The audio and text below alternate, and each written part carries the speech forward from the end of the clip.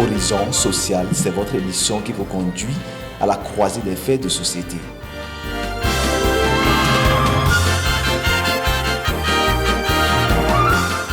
Bonjour et bienvenue à tous à ce rendez-vous hebdomadaire. C'est l'heure du décryptage de l'actualité Suprême News TV Bénin.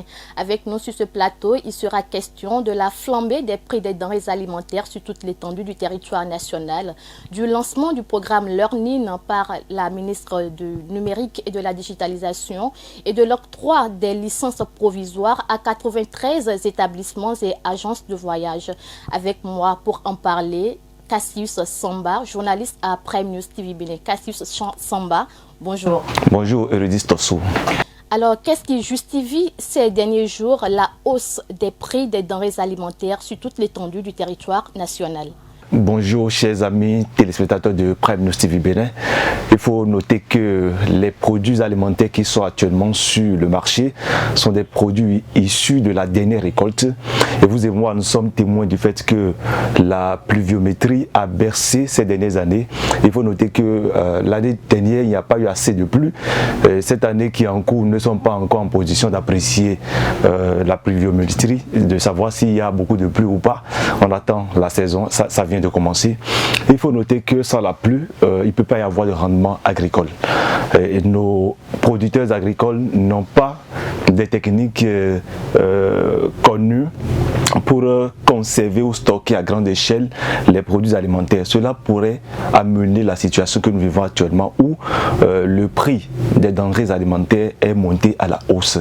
Il faut noter que nos producteurs agricoles ont par le passé des techniques connues qui leur permettent de conserver ce que leurs familles vont manger. Il s'agit des greniers, mais ces techniques ne suffisent pas pour conserver et stocker à grande échelle des produits alimentaires qui, en cas de nécessité, pourraient servir à toute la nation.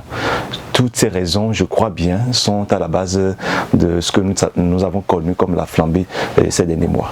À cela s'ajoute également la pandémie et puis Évidemment. la rupture à des moments donnés. Évidemment. Et quelles sont les actions que pose le gouvernement dans ce sens? Je crois bien, le porte-parole du gouvernement, Léandre Wilfried Humbedi, a fait une sortie à la suite du dernier conseil des ministres en répondant aux questions des confrères des médias, a noté que les techniques, les services techniques du ministère de l'Agriculture et de l'Élevage seront mis à contribution pour sensibiliser davantage les producteurs agricoles béninois sur le fait que les aliments doivent être conservés, stockés à grande échelle pour pouvoir servir. Parce que je crois il a eu à dire qu'à un moment donné, le gouvernement a essayé de sensibiliser ses producteurs, mais ces producteurs n'ont pas été réceptifs au message du gouvernement. Et donc, ces services techniques du ministère vont davantage s'associer à ceux du ministère de l'Industrie et du Commerce pour pouvoir sensibiliser nos producteurs agricoles. Cassius Samba, ces derniers jours, la ministre du Numérique et de la Digitalisation, Aurélie Adam Zoulé, a procédé au lancement du programme Learning, un programme qui vise à offrir des bourses de formation dans le domaine du numérique. Quelle est la couche concernée par ce programme? Il faut noter que le programme Learn est une initiative du gouvernement béninois. C'est un programme qui vise à offrir chaque année à des jeunes béninois recrutés sur l'ensemble du territoire national des bourses de formation dans le domaine du numérique. Et cette critères ou conditions permettent d'avoir accès à ces bourses de formation dans le domaine du numérique. Il s'agira pour ces jeunes qui postulent ou qui sont candidats à ces bourses de formation d'être âgés de 18 à 35 ans. Il s'agira pour eux d'avoir une maîtrise de l'outil informatique et d'avoir un niveau acceptable en anglais parce que les spécimens sont disponibles en anglais, les tutoriels, j'allais dire, sont disponibles en anglais. Donc un niveau plus ou moins acceptable en anglais leur permettrait de comprendre beaucoup plus vite et d'aller aussi vite que cela pourrait être possible. L'autre chose aussi, c'est que ces jeunes doivent avoir le bac. S'ils n'ont pas le bac, c'est qu'ils ont au moins le BPC avec 5 années, voilà, 5 années d'expérience professionnelle. Ils doivent forcément avoir un projet de profession, un projet de reconversion.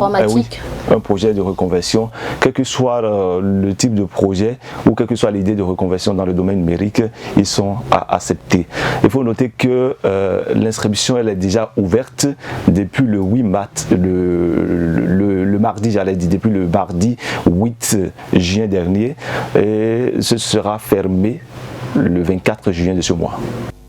Et quelle est la plus-value que ce programme apportera au domaine du numérique au Bénin? Bien évidemment, aujourd'hui, le domaine du numérique est en plein essor, en plein développement. Au Bénin, il faut dire que ça va contribuer forcément à réduire le nombre de taux de chômage. Cela va permettre désormais à ces jeunes qui sont diplômés sans emploi, des jeunes qui ont des diplômes qui sont en inadéquation avec leur existence, de pouvoir se reconvertir désormais, s'ils ont la volonté, de trouver du travail dans le domaine du numérique, parce que dans le souci de la digitalisation, c'est des milliers d'emplois qui sont créés par le gouvernement béninois dans le domaine du numérique. Et donc j'ai espoir, j'ai foi en ce que ce programme Learn annoncé le mardi dernier par la ministre Aurélie Adamsoulé puisse contribuer largement à réduire le taux de chômage au Bénin.